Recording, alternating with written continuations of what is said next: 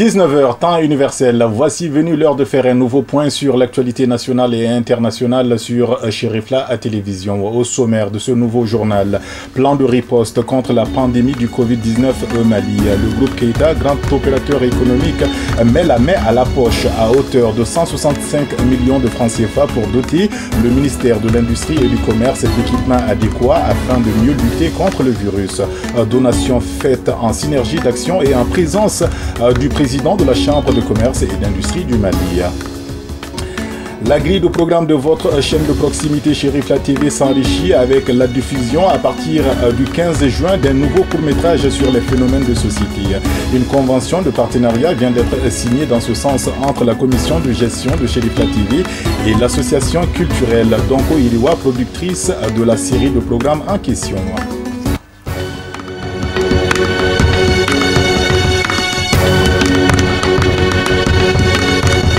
Et nous sommes le dimanche 7 juin 2020. Bonjour, bonsoir mesdames et messieurs. Bienvenue à vous qui nous rejoignez dans cette nouvelle session d'information sur Chérifla Télévision. Je viens de vous le dire à l'instant. Le ministre de l'Industrie et du Commerce a réceptionné dans la matinée du 3 juin à la cité administrative des équipements sanitaires dans le cadre de la lutte contre la pandémie du Covid-19 ici au Mali. Remise faite respectivement par le groupe Keïta et les responsables de la Chambre de commerce et d'industrie du Mali. Voyons plus de détails avec nos reporters Alhamidou Badini et Fousseini Keïta.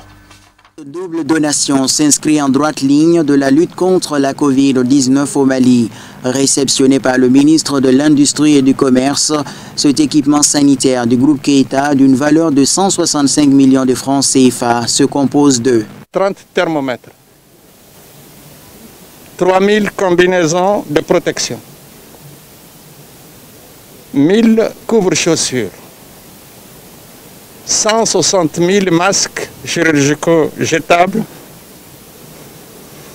1000 masques chirurgicaux de type N95, des gants de consultation 5000, les casques de protection des médecins 100, les lunettes de protection des médecins 100. Le tout pour une valeur estimée à 165 millions de francs CFA. Donc, Monsieur le Président Directeur Général, au nom du Président de la République, au nom du Premier ministre et de tous les gouvernements, nous vous félicitons pour ce geste hautement patriotique. Pour le PDG du groupe Keïta, cette action citoyenne vise à appuyer les efforts des plus hautes autorités dans la lutte contre la maladie à coronavirus. Moi, je pense que c'est le moment d'aider le Mali pour le Mali. C'est ça seulement que moi je peux dire. C'est le moment d'aider le Mali pour le Mali. Le programme présidentiel malien Un masque, la Chambre de commerce et d'industrie du Mali a pour sa part livré au ministère de l'Industrie et du Commerce 500 000 masques. Confectionnés localement, ces masques seront distribués aux populations dans plusieurs localités du pays par les comités de jeunes volontaires du ministère de la Jeunesse et des Sports. Deuxième cérémonie, c'est un programme spécial initié par le président de la République. Un Malien, un masque. Dans ce programme, il y a une grande partie de ces masques qui sont destinés aux fabrications locales par le coton malien, par les unités industrielles et les artisans du Mali. Nous sommes là aussi ce matin pour remettre 500 000 masques.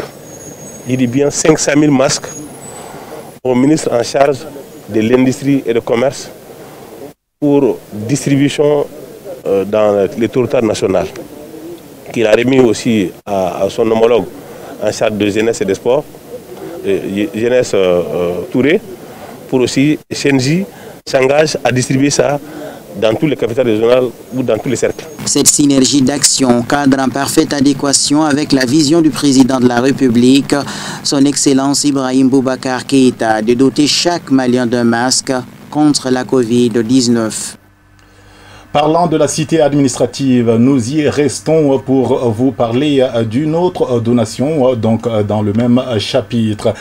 7400 masques lavables et réutilisables offert à 37 associations et organisations féminines. C'est une initiative hautement patriotique de la part du ministère en charge de la promotion de la femme, de l'enfant et de la famille. Cette donation s'inscrit en droite ligne du programme présidentiel Un Malien, un masque. La cérémonie de remise a eu lieu lundi dernier dans la salle de réunion du département de tutelle à la cité administrative, évidemment, en présence de plusieurs femmes leaders.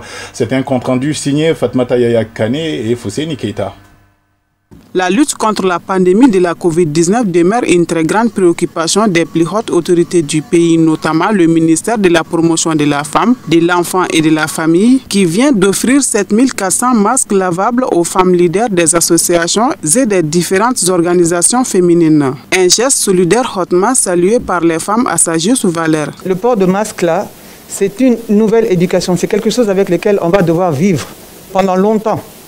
Il faut qu'on s'y habitue, il faut qu'on comprenne l'utilité du port du masque, il faut qu'on comprenne surtout comment l'utiliser. Beaucoup de gens mettent le masque mais ne savent pas l'utiliser. Et je pense que nous sommes, nous les femmes, les éducatrices à la base. Donc nous avons une possibilité de mieux transmettre ce message-là auprès de nos familles, parce que c'est par là que tout commence, et ensuite auprès des gens qui nous entourent. On a dit tout à l'heure que les gens ne croient pas encore à ce Covid-là. Effectivement, allez dans la ville, les gens n'y croient pas. Donc nous avons aussi cette responsabilité de faire passer ce message.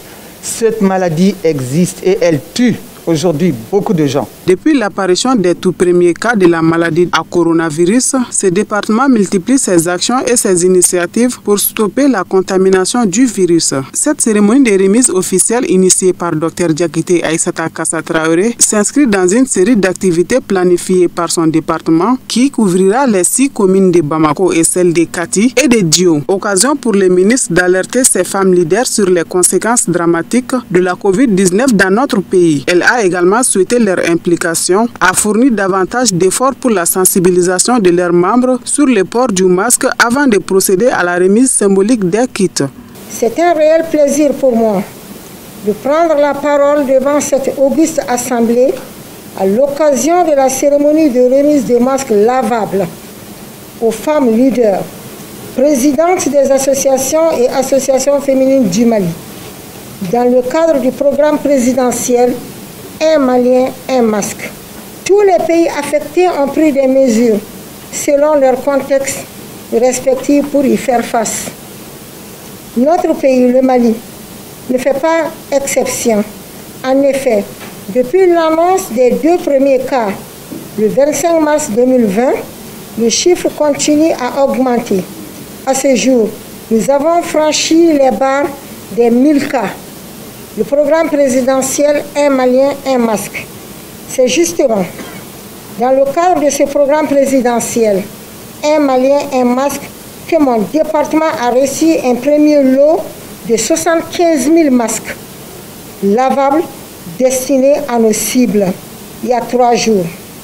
Nous sommes en train de mener des activités de sensibilisation sur le Covid-19, assorties de remises de masques lavables dans les 6 communes du district de Bamako et les communes de Djo, Kati. Il sera remis 40 000 masques dans ces localités au cours de ces activités de sensibilisation. La présente cérémonie s'inscrit également dans le cadre du programme présidentiel Un Malien, un masque. Elle porte sur la remise de 7 400 masques à 37 associations et organisations féminines sur la base de 200 masques par organisation. Elle est certes modeste, mais pleine de signification. C'est le lieu pour moi d'adresser mes sincères remerciements et ma profonde gratitude à son Excellence M. Ibrahim Boubacar Keïta, président de la République, chef de l'État, pour cette initiative salutaire au profit de nos populations. Agissons tous pour la propagation du coronavirus en adoptant les gestes barrières qui sauvent pour nous protéger ainsi que les autres. Non loin de la cité administrative, à 2 pâtés seulement, nous mettons le cap sur la DIRPA, la direction de l'information et des relations publiques de l'armée, qui a animé un point de presse en milieu de semaine, le mercredi 3 juin, dans la salle de conférence de la dite direction. Alors, les points inscrits à l'ordre du jour de la rencontre avec la presse concernaient notamment la pension des militaires, la bancarisation de leur salaire et enfin l'affaire du faux contrat et imitation de signature au ministère de la Défense et des anciens combattants. Je vous propose donc d'écouter le conférencier, directeur de la DIRPA, le colonel-major Djaran Kone, qui est au micro de Abdul Karim Sako. Nous allons d'abord commencer par la pension. Depuis 2018, je précise, depuis 2018, il y a une loi qui a été prise. C'est la loi numéro 20-2018 053 du 11 juillet 2018 portant code des pensions des fonctionnaires, des militaires et des parlementaires. Cette loi dit, à partir de sa signature, les gens auront droit à une nouvelle gestion de leur pension. Qu'est-ce à dire? Ils ont dit, un salarié qui, en plus de son salaire brut, a des indemnités et des primes, on va ajouter ces primes et ces indemnités à sa pension pour lui permettre au moins de ne pas être assez malheureux à la retraite. Pour ceux qui auront la chance de ne pas avoir une retraite anticipée, je veux parler de moi. Ok. Alors, moi, Djaran Kone, à supposer, c'est un exemple que je prends, à supposer, directeur, j'ai forcément une prime de directeur. Mais on ne prélevait, on ne cotisait pas sur cette prime parce qu'elle ne faisait pas partie de la pension. Maintenant qu'elle est intégrée dans la pension, forcément les prélèvements pour pension vont être prélevés sur ces primes-là. Alors ça vient en diminution dans mon net à percevoir. Hein. Mon salaire ne diminue pas, mais dans mon net, à supposer que j'ai 50 000 francs de prime, on ne prélevait rien dessus. Maintenant, on l'intègre pour calculer un peu la pension. Alors, on a dit 4%, les DFM, alors les 4% vont être prélevés sur ces 50 000. Forcément, c'est un manque, c'est une petite diminution quand je vais percevoir mon salaire. Mais le salaire ne diminue pas du tout. Il n'y a aucune diminution et je vous l'assure, personne aujourd'hui n'est en train de faire une quelconque retenue sur un quelconque salaire de qui que ce soit. Alors, donc, bancarisation. Aujourd'hui, il faut tout de suite commencer par la conclusion. Elle fait l'objet d'une quasi-adhésion au sein du ministère de la Défense et des anciens combattants, au sein des FAMA, les forces armées et de sécurité. Il faut le dire, mais par honnêteté et par sincérité, il faudrait aussi dire que pour autant, si jusqu'ici on n'est pas arrivé encore à la mettre sur les roulettes, cela est tout simplement dû à quelques difficultés qu'il faille nécessairement d'abord aplanir. Alors, donc, nous entendons par bancarisation, bien évidemment, le fait que le salarié gère directement son salaire, qui a quitté le trésor directement pour une banque. Ça va éviter de distraire l'administration militaire de la gestion et même de la rupture des opérations, de la rupture du service, où on dit que le salaire est un service. On laisse tout, il faut venir gérer ça. Ça va nous permettre vraiment d'être beaucoup plus professionnels par rapport à ça. Oui, il y a eu bel et bien imitation de signature. Oui. Oui, il s'agit d'un faux contrat sous ce format-là. Chaque fois qu'il y a faux usage de faux, ça devient un faux contrat sous ce format-là. Oui, le ministère de la Défense, le ministre de la Défense a bien porté plainte. Oui. Alors, oui, le ministre de la Défense a aussi autorisé son directeur des finances et du matériel ici présent à se présenter devant les juridictions, devant qui de droit. Mais je voudrais préciser solennellement de cette tribune pour souligner qu'il n'a été nullement de dire tous les cadres de la DFM, tous les personnels de la DFM, ça c'est pas vrai, c'est pas avéré. Et que beaucoup d'autres officiers, c'est pas vrai, c'est pas avéré. Le département, le ministre, il nous a confié pour dire de vous confier. Il est décidé à faire aboutir cette affaire. Voilà ce que nous puissions vraiment dire par rapport à cette situation pour que vous le sachiez. Voilà donc des éclaircissements de la part du directeur de la DIRPA à l'issue de ce point de presse. Je vous en parlais en début d'édition. Dans la poursuite des initiatives qui concourent à élargir l'audience de votre chaîne de télévision, la commission de gestion de la dite structure a procédé à la signature d'un partenariat avec l'association culturelle Donko Iriwa de l'artiste comédien Koma Ndiabaté. La signature donc de cette convention qui va pouvoir se matérialiser par la diffusion d'un court-métrage sur votre chaîne Chérifla TV s'est déroulé ce samedi matin à la direction commerciale de Chérifla TV à Bangoni, Djanginabougou. Pour plus de détails, je vous propose de suivre ce reportage signé Samaïla Sanogo et Abdoulaye Sogodogo. La signature de ces protocoles d'accord entre la commission de gestion de Chérifla TV et l'association culturelle Donko Iriwa de Koma Ndiabaté est le début d'un cadre de partenariat entre les deux parties. La diffusion de Djoko, un court-métrage qui se veut être un cadre propice de changement de comportement dans notre société tel que les calomnies, la haine, la trahison, les mensonges et autres fléaux s'en suivront. C'est un partenariat qui s'inscrit dans le cadre des actions de Chérifla TV, des actions de construction du pays. Parce que qui parle d'éducation parle de construction du pays. Or, l'émission porte sur l'éducation. Parce que l'émission est dénommée Djogo. Djogo, ça veut dire que c'est les comportements au quotidien. Donc, nous avons bien voulu signer ce partenariat avec l'ACDI pour pouvoir participer à la sensibilisation des Maliens, les amener à changer de comportement pour que le développement qui est tant recherché puisse être atteint. Donc voilà réellement ce soir l'objectif de la rencontre. Et nous sommes très heureux de pouvoir signer ce partenariat.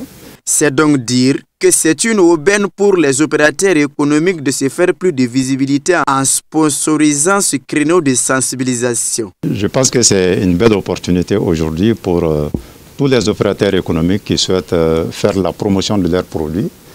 Et nous faisons appel à ces opérateurs pour pouvoir sponsoriser cette émission-là.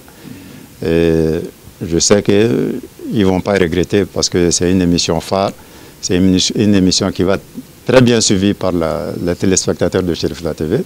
Bref, à travers le Mali, à travers l'Afrique, à travers le monde entier. Donc nous faisons vraiment un appel vibrant à l'endroit de ces sponsors pour que l'émission puisse être sponsorisée, puisse être pérennisée. Il fallait créer la chaîne de télévision Chérifla si elle n'existait pas, car elle est la chaîne idéale pour faire passer de tels messages qui reflètent les réalités de notre société, dira l'artiste comédien Koma Ndiabaté. Faire un film, sensibiliser la population sur les mauvais comportements que nous avons dans la société, tels que les mensonges, les calomnies, la trahison, excès de jalousie. Donc essayer de combattre tous ces fléaux-là pour avoir une société vraiment simple, une société qui peut être exemplaire comme le Mali auparavant. C'est pourquoi j'ai décidé de travailler avec Chérifla Télé. Pour moi, ce film au Chérifla TV, même si Chérifla Télé n'existait pas, il fallait créer Chérifla Télé pour que ce film puisse être regardé par les téléspectateurs. En scellant ce partenariat gagnant-gagnant avec la commission de gestion de Chérifla TV, Koma Ndiabaté a affiché toute sa satisfaction. De nos jours, elle fait partie des chaînes les plus suivies du monde, dira-t-il. Très satisfait parce que je pense que c'est là aujourd'hui, dans notre pays, c'est la chaîne idéale pour pouvoir vraiment diffuser ce genre d'émission. C'est la chaîne la plus idéale, franchement pour moi. Voilà, la télé, elle est regardée et c'est regardé aussi par des gens conscients. Donc, ils ont besoin de ça pour améliorer un peu aussi leur comportement. Donc ça peut être une leçon de vie, ça peut être aussi vraiment une grande éducation pour tout un chacun. Le premier numéro de ce film intitulé Djoko est prévu d'être diffusé le lundi 15 juin prochain. Les téléspectateurs de Cherifla TV pourront suivre sur leur écran la diffusion de ce film du lundi au vendredi avec une rediffusion les samedis et dimanches pour une durée d'1 an. Et voilà, vivement donc le 15 juin prochain pour la première diffusion de ce numéro Djoko sur votre chaîne de proximité Cherifla à télévision. Bankoni, nous y restons toujours non loin de Dianguinébou. D'ailleurs, pour vous dire que le Conseil national de la jeunesse de Bankoni a procédé à la mise en place d'un nouveau bureau de 45 membres dirigé par M. Yacouba Tangara pour un mandat de 3 ans. La cérémonie d'investiture du nouveau président était présidé ce samedi 6 juin par le maire délégué du nom de Daouda Sempara. Étaient présents Sadio Sidibé et Baba Keita pour Cherifla Actualité. Ils étaient un parterre de jeunes du quartier à assister à l'investiture du nouveau président du Conseil national de la jeunesse de Bankoni en présence du bureau sortant ainsi que le président du CNJ de la commune 1 du district de Bamako. Ce bureau consensuel des 45 membres mis en place à l'unanimité par la commission des renouvellements s'est dite satisfaite de la bonne tenue des travaux tout en félicitant les membres de l'ancien bureau pour le travail abattu pendant les 3 dernières années. D'abord, les critères du renouvellement du bureau. Je dirais d'abord que c'est une initiative du président du bureau communal, notre cher ami frère M. Idrissa Sissoudi Kassouro, qui est le président au niveau de la commune 1. Et c'est une initiative de sa personnalité pour vraiment rapprocher les CNJ à la population. Nous sommes un bureau communal, mais pour que nous soyons encore plus proches de la population, il nous faut quand même avoir nos représentants dans des différents quartiers pour qu'ils puissent être nos répondants, pour que nous puissions être à chaque fois connaître les problèmes, les difficultés des jeunes au niveau des différents quartiers et que eux aussi les jeunes au niveau des différents quartiers qui puissent être au courant de toutes les activités, tous les projets que nous attendons au niveau du bureau communal. C'est ce qui nous a vraiment motivé à aller vraiment par rapport à cette opération qui a la mise en place au niveau des différents quartiers. Un bureau de 45 personnes, mais qui est renforcé par les commissions de travail, les commissions d'appui. L'instant était convivial et fraternel pour le tout nouveau président fraîchement élu à la suite de l'achèvement du mandat de son prédécesseur, conscient des défis qui l'attendent, à savoir le développement et le rapprochement des jeunes de Bankoni. Il promet d'utiliser toute son énergie pour les relever. Bon, sincèrement, aujourd'hui, moi je suis très ému d'être le président de CNJ Bankoni parce qu'en réalité, nous sommes tous des jeunes et on a des idées communes. Donc ce n'est rien d'autre que pour qu'on puisse bâtir le quartier. Donc moi, ce que je demande au bureau sortant, ça c'est de donner la main pour qu'ensemble on puisse faire Bankoni la beauté du Mali. Quant au maire délégué de Bankoni, il s'est dit honoré de présider cette cérémonie tout en invitant les nouveaux bureaux à s'investir solidement en faveur du développement du quartier. Le sentiment aussi qui m'anime aussi, c'est un sentiment d'abord de fierté. Je suis fier d'être le maire de Bankoni aujourd'hui et d'avoir présidé une telle cérémonie qui est le renouvellement de la mise en place du bureau communal de CNJ local de Bankoni. Donc c'est une fierté d'abord.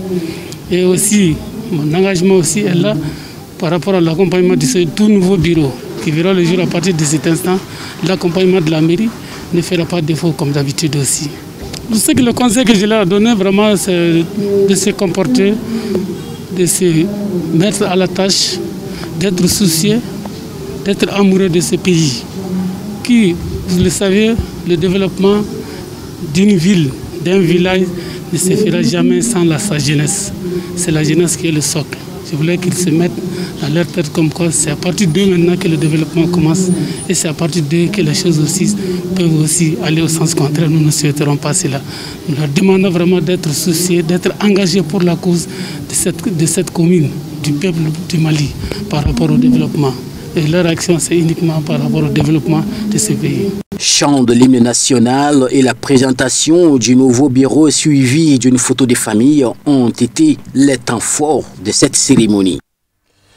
Actualité hors de nos frontières à présent, et dans nos brèves d'aujourd'hui, on vous parlera de la Libye avec cette nouvelle offensive sur la ville de Sirte en Libye. Et puis en Angola, c'est Isabel dos Santos, la fille de l'ancien président, qui reste au cœur d'un grand scandale financier. Et puis en République démocratique du Congo, c'est la star congolaise Kofi Olomide, économiste de son état, qui voudrait bien s'essayer en politique. Voyons tout cela tout de suite en commentaire avec Sadio Sidibeya. Alors que les forces des Fayez al-Sarraj de Tripoli ont lancé une offensive samedi sur la ville de Sirte, contrôlée par Khalifa Haftar, l'Égypte, le soutien principal régional du maréchal, a proposé un cessez-le-feu en Libye à partir de lundi matin et un plan de paix à plus long terme. Signe que Khalifa Haftar perd aussi et surtout politiquement vis-à-vis des alliés internationaux. Samedi au Caire, pour présenter son plan de paix pour la Libye, le président égyptien Abdel Fattah el-Sisi a invité, en plus du maréchal Haftar, Aguila Saleh, le président de la Chambre des représentants basé dans l'est de la Libye. La Russie et l'Égypte sont prêtes à négocier politiquement avec Tripoli en la personne d'Aguila Saleh. Les Émirats arabes unis et les États-Unis ont aussi accepté la déclaration de Sisi. En fin de matinée dimanche, les habitants des quartiers ouest de Sirte ont commencé à entendre les tirs d'artillerie lourde venant des groupes armés loyaux au gouvernement d'union nationale de Tripoli. L'actualité judiciaire en Angola, injuste, inexacte et infondée sur des faux mis en cause pour corruption, la femme d'affaires angolaise Isabel dos Santos a lancé via ses avocats la riposte contre les enquêtes qui la visent dans son pays, au Portugal et dans la presse. Depuis 3 ans, Isabel dos Santos, 47 ans, est devenue une cible du nouveau président João Lourenço. Le chef de l'État l'a écarté sans ménagement de la présidence de la compagnie pétrolière nationale Sonangol dès la fin 2017. Et en décembre dernier, un juge civil angolais a ordonné le gel des comptes bancaires et des actifs d'Isabel dos Santos et de son époux d'origine congolaise, Sidika Dokolo, dans une pléiade de sociétés angolaises. Le parquet général de Luanda explique alors enquêter sur des transferts de fonds suspects des entreprises publiques Sodiam et Sonangol qui ont bénéficié à des compagnies étrangères dont les accusés sont les bénéficiaires. À l'époque, le ministère public estimait à plus d'1 milliard de dollars le montant des fonds publics détournés. Un mot de culture en République démocratique du Congo. Le célèbre musicien de RDC Kofi Olomide se prononce désormais de plus en plus sur les sujets politiques. Pas des moindres, classé parmi les artistes musiciens les plus riches de RDC. Kofi Olomide s'offusque tout de même que les acteurs politiques de son pays soient engraissés par l'État au détriment du peuple. Le président du Sénat toucherait près de 55 millions de francs CFA par mois. Si c'est vrai, est-ce que ça ne le gêne pas quand il reçoit une somme? C'est récemment exclamé le roi de la rumba. Et de poursuivre, si ça ne le gêne pas, c'est qu'il n'a pas l'amour du pays. Il y a une semaine, Kofi Olomide affirmait sans détour dans une émission télévisée son désir d'assumer la prestigieuse fonction de directeur de cabinet du président Tshisekedi vu les ennuis judiciaires de Vital Kamerhe, l'actuel occupant du poste. L'actualité sanitaire avec l'épidémie de coronavirus, de nombreux pays africains sont confrontés plus que d'ordinaire à une pénurie de sang. Au Burkina Faso, une entreprise a ainsi décidé d'encourager les dons de sang en offrant un sac de ciment à chaque donneur. Mais cette idée, qui a connu un franc succès, suscite une certaine polémique. Une poche de sang pour un sac de ciment, c'est l'idée assez originale qu'a eue Simasso, la plus grande cimenterie du Burkina Faso, pour apporter une réponse à la pénurie critique observée dans certaines localités en cette période de crise sanitaire inédite. Mais cette opération est venue soulever un problème ethnique que certains internautes n'ont pas manqué de souligner et qui devrait compliquer, voire ne plus permettre la tenue des collectes similaires à l'avenir. Interrogé par Sputnik, Le juriste Jean Témoré assure que, aussi contestable qu'il puisse être donné son sang en contrepartie de quelque chose, n'est pas illégal dans son pays. Enfin, pour terminer l'actualité aux États-Unis, les assertions concernant une éventuelle implication de la Russie dans les manifestations en cours aux États-Unis, occasionnées par la mort de George Floyd, n'ont pas de fondement. Ce sont des méthodes sales et c'est de la manipulation de l'information, a déclaré le 1er juin sur Facebook la porte-parole de la diplomatie russe, Maria Zakharova. Susan Rice, ancienne conseillère de la sécurité nationale des États-Unis, avait précédemment soupçonné que la Russie puisse se tenir derrière la violence survenue au cours des protestations. S'adressant à Madame Rice, la diplomate russe a noté que l'ex-secrétaire d'État américaine Hillary Clinton et toute l'équipe de l'ancien président Barack Obama se sont auto-convaincus et ont tenté de convaincre le monde entier que le problème interne des États-Unis ont été créés et aggravés par quelqu'un de l'extérieur, à savoir par la Russie. Et de rappeler que les réseaux sociaux qui, selon Mme Rice, sont utilisés par des agents russes pour alimenter les manifestations dans les villes américaines, sont enregistrés aux États-Unis, appartiennent aux Américains et sont réglés par leurs lois. Et cette dernière actualité qui fait boule de neige à travers toute la planète avant de refermer définitivement votre journal de ce soir. Des manifestations ont eu lieu samedi et dimanche dans plusieurs villes du monde pour dénoncer les violences policières et inégalités raciales.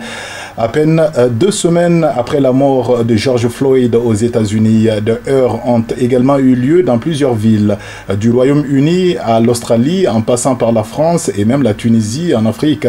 Les manifestants ont bravé les appels des autorités à rester chez soi en raison de la crise sanitaire pour battre le pavé samedi 6 et ce dimanche 7 juin et exprimer leur ras-le-bol du racisme et des brutalités policières après la mort du noir américain. Dimanche, aujourd'hui, à Rome, une manifestation imprévue a réuni sur la vaste Piazza del Popolo des milliers de jeunes qui se sont agenouillés en silence, le poing levé. Ce dimanche également, l'Espagne voisine est elle aussi touchée par la vague de protestations. Des milliers de personnes se sont rassemblées à la mi-journée devant l'ambassade américaine à Madrid. Noirs et blancs, ils ont dénoncé la mort de George Floyd en répétant ces derniers mots « Je ne peux pas respirer » et en chantant pas de paix sans justice. Les manifestants madrilènes ont mis genoux à terre en levant le poing. Ils ont ensuite marché pacifiquement jusqu'à l'emblématique Puerta del Sol au cœur de la capitale. Et enfin à Barcelone, dans le nord de l'Espagne, des centaines de manifestants ont rempli le siège du gouvernement régional de Catalogne. Masqués et maintenant leur distance, ils brandissaient des pancartes en anglais pour dénoncer le racisme en Espagne et partout en Europe. Voilà donc point final à votre session d'information de ce dimanche 7 juin, en espérant que vous y avez prêté une attention toute particulière. Grand merci à toute l'équipe de réalisation de ce journal et à 21h, vous avez rendez-vous avec Moussa Fomba pour la version en langue nationale Bamanakan. Excellente suite de programmes sur Chérifla TV et à très vite pour d'autres news. Merci.